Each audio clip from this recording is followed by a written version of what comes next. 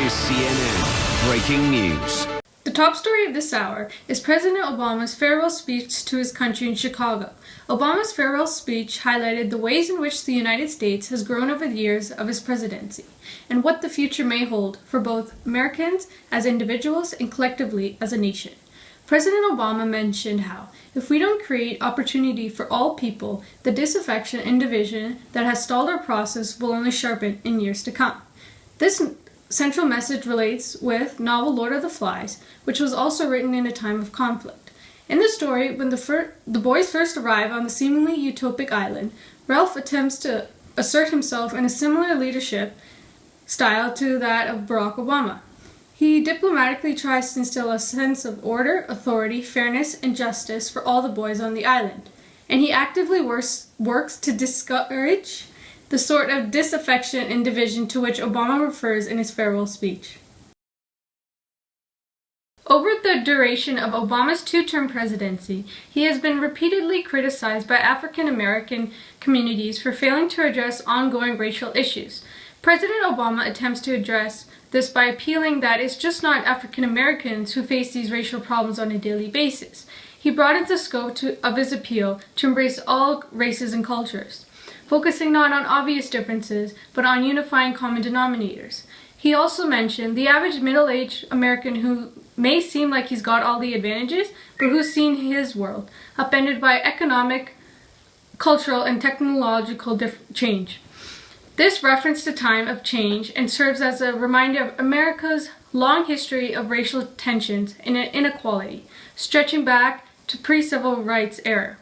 To those who can remember as far as back as 1930s, for example, the African Americans' experience was emotionally documented in such novels as Harper Lee's long-awaited sequel, Go Set a Watchman, which similarly foregrounds the struggles and adversity of African Americans. Rather than focusing on what divides us, President Obama, with his modest and charming personality, focuses on what brings people together in shared hope for the future. Looking toward this future, President Obama made reference to his impending passing of the torch to Republican Donald Trump, who is as respectful as a teen going through puberty.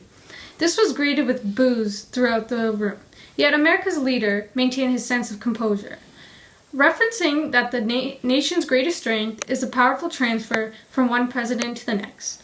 Even though he may feel like this is the end of the world, President Obama was clearly emotional at replacing his power and authority to one who does not instill others with a sense of overwhelming trust and confidence. This idea is much in keeping with aspects of the United States' dubious history of breached agreements and broken promises, an issue which writers continue to examine in art, such as the postmodern play Dead White Rider on the Floor by Drew Hayden Taylor, much in the way that First Nation communities felt violated in the aftermath of signed treaties that were continuously broken by the Europeans, and how subsequent generations have suffered systematic abuse by the Canadian government. President Obama calls for you to believe, not in my ability to create change, but in yours. Meanwhile, President Obama was not the one-man show during his presidency.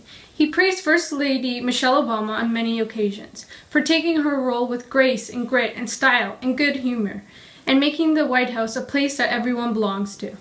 Michelle Obama made it possible for everyone in the state to feel included and like they belonged there, trying to have everyone's needs met and giving equal opportunities to women, all result for how a utopic society was trying to be achieved.